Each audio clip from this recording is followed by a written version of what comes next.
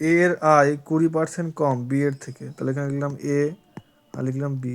তাহলে এর আয় হচ্ছে বি এর থেকে 20% কম, তাহলে বি যদি 100 হয় এ কত হবে, 20 কম হবে মানে 80 হবে। এবার আমাকে প্রশ্নে ঘুরিয়ে জানতে চেয়েছে তবে বি এর আয় এর থেকে কত বেশি। বি এর আয় এর থেকে কত বেশি, আমি লিখলাম 20 বেশি, কিন্তু এই 20টা কার রেসপেক্টে বেশি, 80 সাপেক্ষে বেশি। তাহলে 20/80 মানে 1/4 লিখতে পারি। তাহলে 1/4 মানে কত হয়, 25%। তাহলে এক্ষেত্রে সঠিক উত্তর অপশান বি।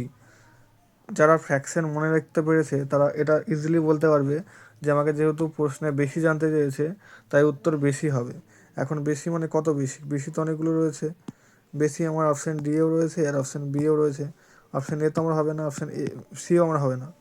তাহলে বেশি মানে কোন বেশিটা, ঠিক তার পরের বেশিটা, অর্থাৎ স্ট্যান্ডার্ড ফ্র্যাকশন অনুযায়ী, স্ট্যান্ডার্ড ফ্র্যাকশন অনুযায়ী ঠিক তার পরের বেশিটা। এক্ষেত্রে ঠিক তার পরের বেশিটা হচ্ছে 25%। তাই অপশান এ হচ্ছে কারেক্ট অ্যান্সার। এক্ষেত্রে সঠিক উত্তর option A, sorry option B.